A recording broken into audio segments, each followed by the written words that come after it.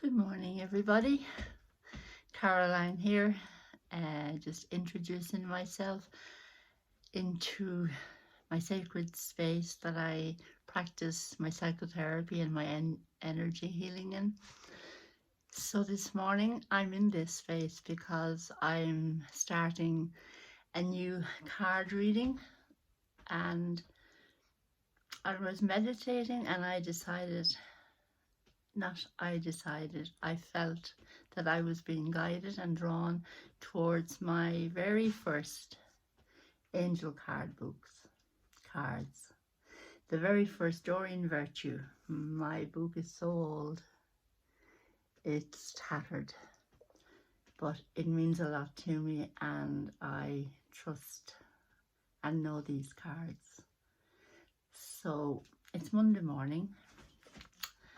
I think it's the 31st of July. We're nearly into August, so we're into brand new season. I work very much with the Celtic calendar and the seasons in nature. I am guided by how nature transforms and moves its way from one time into another, and how it starts with sowing seeds in the very beginning, how those seeds grow up through the frost, up through the hard ground, how they come into blossom in the summer, and how they are harvested in the autumn. And we're just at that point now. So what are you harvesting for yourself at this point in time? It's worth reflecting on, it's worth thinking about. So I always tend to flow, get into a rhythm with Mother Earth, and I have many guides that I work with.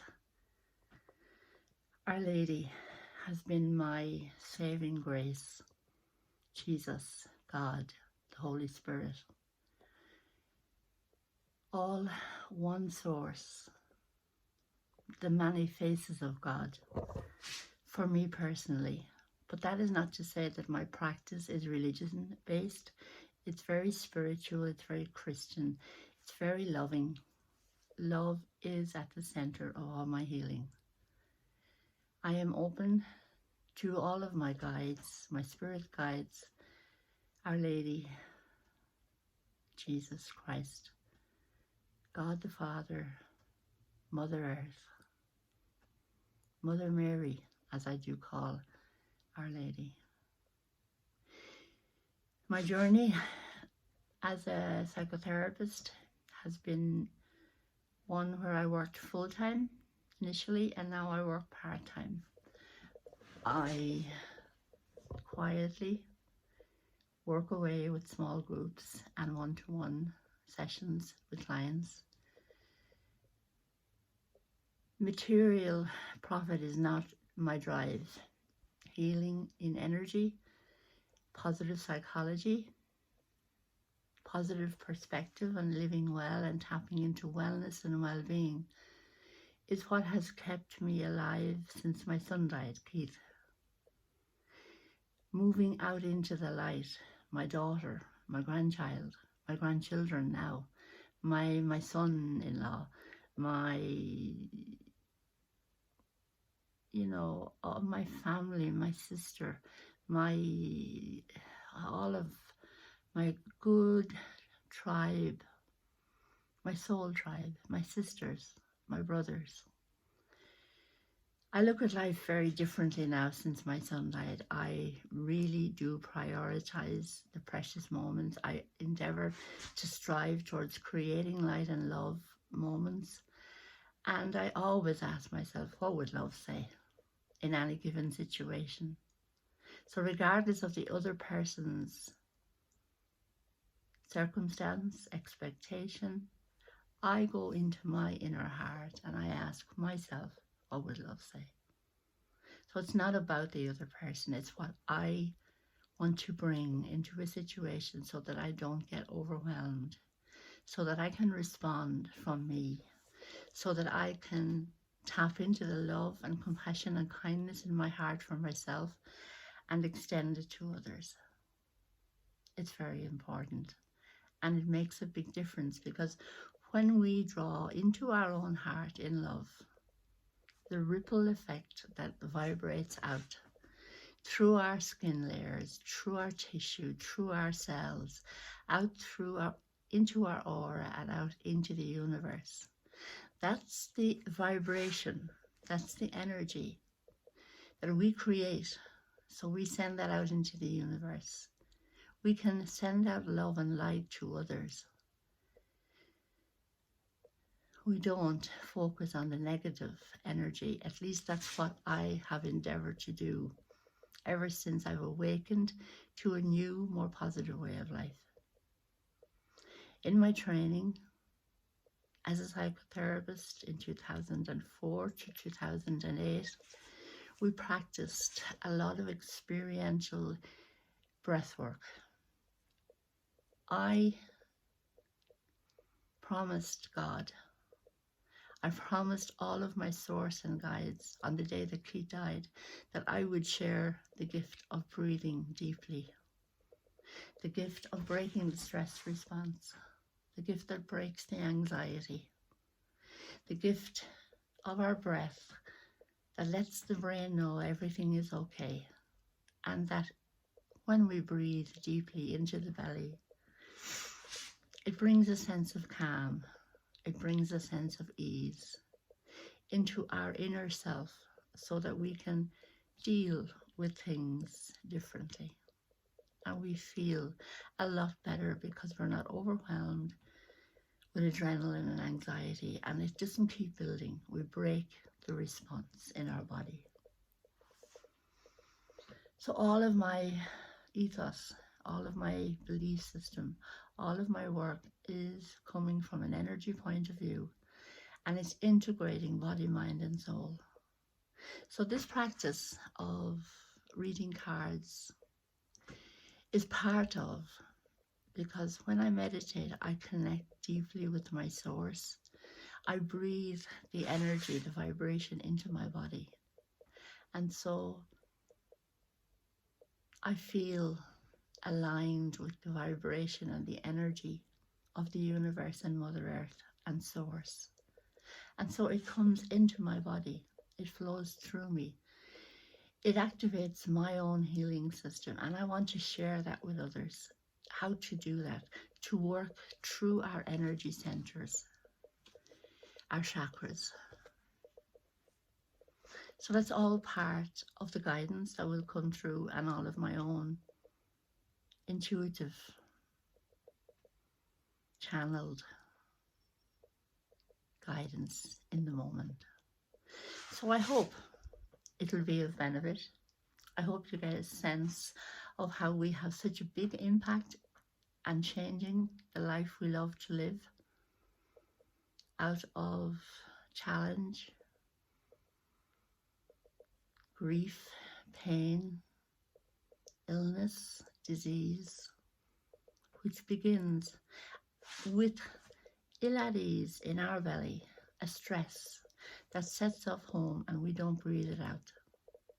So I want for you to be very mindful to know that if you take a breath, 5 to 10 deep belly breaths in through your nose,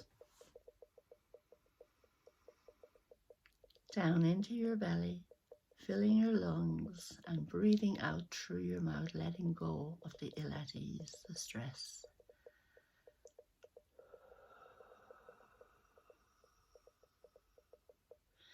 If you can practice and get into a habit of doing this as often as you can during the day when you're not under pressure, then you are ahead in the game of tapping into wellness, breaking the stress response, feeling well in yourself. So give it a go. Put Post-its up all over the house like I used to have to do to remind myself, because on that day, that fatal day that I thought I would never breathe, I was in absolute dire straits in that moment in time. And suddenly my breathing practice kicked in, and I felt more in a state of ease so that I could take my daughter's hand and that we could accept the offer that was been gifted to me by the nurse to sit in the ambulance instead of being like a maniac, a lunatic, kicking, lashing out, screaming. I know these are natural responses, but they are so scary and they're so upsetting and they're so painful for loved ones. My daughter, I scared her. Whereas for her, I was able to calm, breathe a sense of love. And we sat quietly, and we probably prayed and rang people, and at least we didn't feel the awfulness of the panic, the dire overwhelm. And for that I promised God that I would share this resource, this core essence that brings us into a place of ease. Okay, so that's what brings me here. I am a trained psychotherapist. I was accredited with IHIP when I worked full-time, and I stopped my accreditation when I moved into my new home here 2.5, nearly 3 years ago. And I have Parkinson's. I got early onset Parkinson's in my late 30s. So I'm in my new home because of this, and so I don't work as many hours or anywhere near the hours. I do the hours that I'm able for. I do the hours that give quality to people who come to me. I'm not on any time discipline. I'm here for you. So Wellness Ways was the name of my business. Tapping into wellness and positive psychology is all part of relaxation techniques, and deep belly breathing is part of that. It's also a game changer. It changes our life. I promise. I've walked the walk. Now I'm talking the talk. I know it works. And people who have come to me now know it works when they practice it. It makes a difference in how we manage ourselves and how we can change our perspective about situations and how we deal with them. It's very different when we've taken that mindful pause, that breath, that space, as they used to say years ago, count to 10, take that space, breathe, and then respond instead of overreacting, going into aggression, anger. Yes, express our truth, but not in a way that scares other people. So when we feel a sense of centering, grounding in ourselves as a result of the deep breathing, we're more able to be effective, loving, and we can change things. So this morning I'm going to pick 3 cards.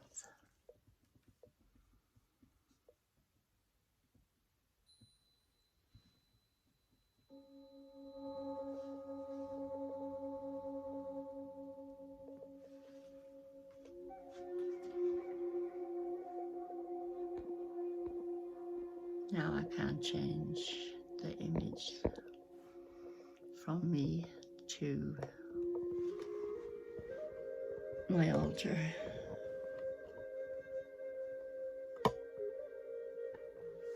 So this is a sense of all that is important to me.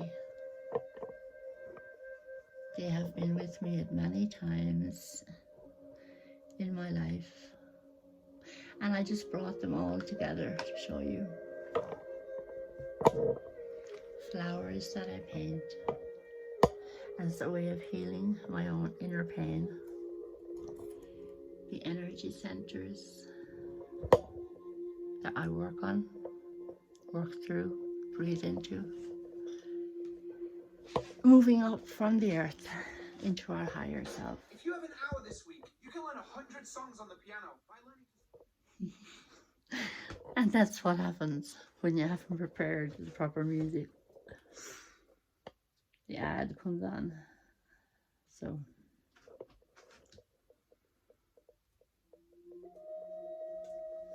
I chance it again.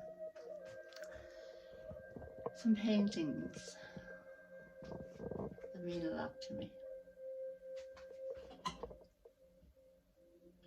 I'm not sure if you can see them. I hope you can.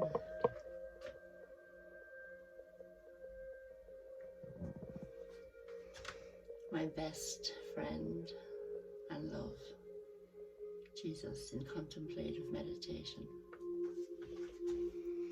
One of my intimate spirit guides. The many different faces of my beliefs.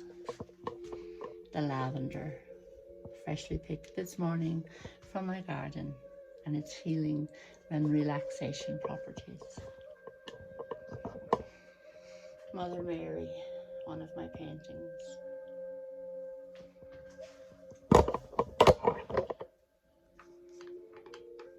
My beautiful little angel that came from Jerusalem. My beautiful angel that my mom had when Keith died. And she gifted it to me. She sat beside the coffin in the shadow, in her not so bright image, reminding me that we go through these dark times and we come out into the light, and all of that light is there in the shadows. Without the shadow, we couldn't notice the light. Without the shadow, we couldn't fill all of those places when we let go of the dark, ill at ease, with love and light. That's how we transform pain into wellness. We let go of all the ill at ease, which is illness and disease, and we work it up through our energy centers, from our root center at the base of our spine, right up to our third eye, and right up into the crown chakra and out. So we breathe in through the crown chakra. We inhale the energy that we visualize, the vibration, the image of source, and it ignites our energy. It lights us up with radiance. It fills us full of unconditional love and illuminate light. And it is a game changer in terms of flowing through me and you and flushing out toxic, dead energy, blocked energies in our centers. So, our healing cards. Every morning I promise I won't delay you with all this chit-chat. We can get into the healing. So what I've done is I have already meditated with my cards held close to my chest, close to my heart. I breathed in the energy, the image of my source, or many sources. I'm going to pick 3 cards from our spread. Card 1, I place on one of my mandalas of flowers. Card 2, I am guided to this one here. I place here on my energy center. And card 3,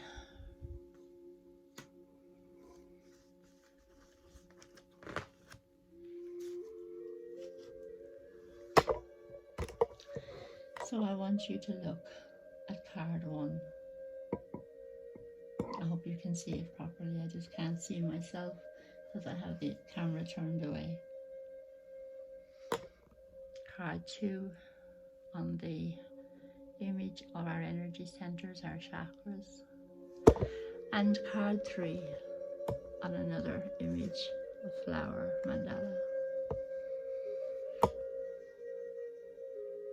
Just get a sense in your own heart which one you're drawn to. 1, 2, and 3. Close your eyes. Take a deep breath. Breathe in through your nose. Breathing in the energy, the image,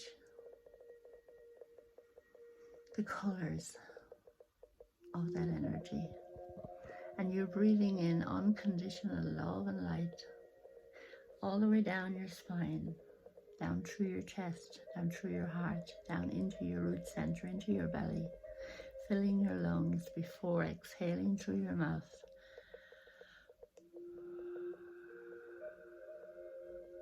And so we do this 3 times, 3 cleansing breaths.